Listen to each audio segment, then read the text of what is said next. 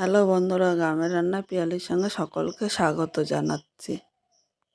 আজকে কলমি শাক দিয়ে মসুর ডালের দুর্দান্ত একটা রেসিপি তোমাদের সাথে শেয়ার করব। ভিডিওটা স্কিপ করবো না, প্রথম থেকে শেষ পর্যন্ত দেখার অনুরোধ রইল।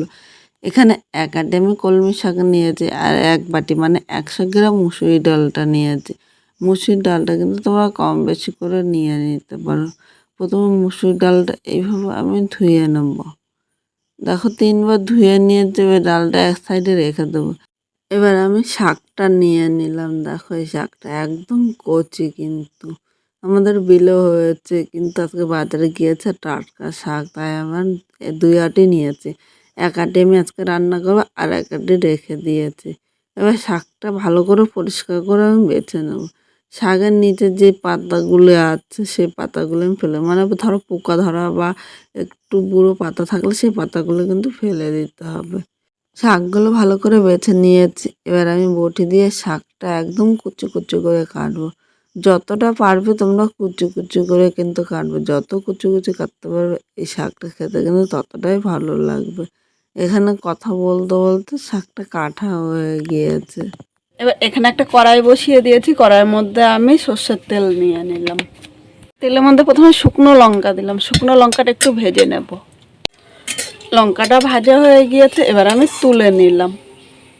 এবার এই তেলের মধ্যে আমি 4টে রসুন সম্বাদ দিয়ে দিলাম। এবার এখানে দেখো শাকটা ধুয়ে ভালো করে জলটা আমি ছাড়িয়ে নিয়েছি। এর মধ্যে আমি শাকটা নিয়ে নিলাম। এর সাথে যে মুসুরি ডালটা আমি ধুয়ে ভিজিয়ে রেখেছি সেই মুসুরি ডালটা একই সাথে নিয়েছি। ইচ্ছে করলে তোমরা আলাদাও সেদ্ধ করতে পারো, কিন্তু আলাদা সেদ্ধ না করে এইভাবে একবার রান্না করে দেবে, খেতে কিন্তু দুর্দান্ত লাগবে। এবার এই জায়গায় আমি 2টো কাঁচা লঙ্কা দিয়েছি।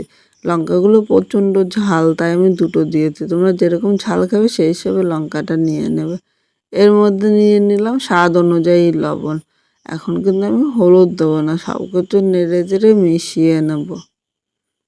সব কিছু নেড়ে চেড়ে মিশিয়ে নিয়ে যে এবার ঢাকা দিয়ে 2 থেকে 3 মিনিট মিডিয়াম আগুনে রান্না করো। খুব জোরে কিন্তু আগুন দেওয়া যাবে না, তাহলে নিচে দিয়ে ধরে যেতে পারে। 3 মিনিট পর ঢাকনাটা তুলে নিয়েছে। এখানে দেখো শাকটা কিন্তু অনেকটাই মধ্যে গিয়েছে আর ডালটা কিন্তু সেদ্ধ হয়ে গিয়েছে। এখন আবারও সব কিছু এইভাবে নেড়ে চেড়ে মিশিয়ে নেবে, নাহলে নিচে দিয়ে কিন্তু লেগে যেতে পারে। আর নিচে দিয়ে লেগে গেলে খেতে কিন্তু একদম ভালো লাগবে না। এখানে দেখো নেড়ে চেড়ে সব কিছু মিশিয়ে নিয়েছি। এবার এর মধ্যে হলুদ দিলাম। তোমরা ভাবছো হলুদ কেন পরে দিলাম, হলুদটা আগে দিলে কিন্তু শাক ও মুসুরি ডালটা এতটা সেদ্ধ হতো না। হলুদটা পরে দেওয়াতে কিন্তু শাক ও মুসুরি ডালটা পুরো সেদ্ধ হয়ে গিয়েছে। হলুদের সাথে শাকটা নেড়ে চেড়ে মিশিয়ে নিয়েছি। এখন মিডিয়াম আগুন কিন্তু আর কাঠি উনানে রান্না করতে আবার এইভাবে ঢাকা দিয়ে 2 থেকে 3 মিনিট রেখে দেবো। 3 মিনিট পর ঢাকনিটা তুলে নিয়েছি। এখানে দেখো ডাল ও শাকটা একদম সামনে থেকে তোমাদের দেখাচ্ছি সেদ্ধ হয়ে গিয়েছে। এবার একটু নেড়ে চেড়ে নিলাম আর 1 মিনিট এইভাবে একটু নেড়ে চেড়ে নেবো। আজকে খুব সাধারণভাবে কলমি শাকটা রান্না করেছি।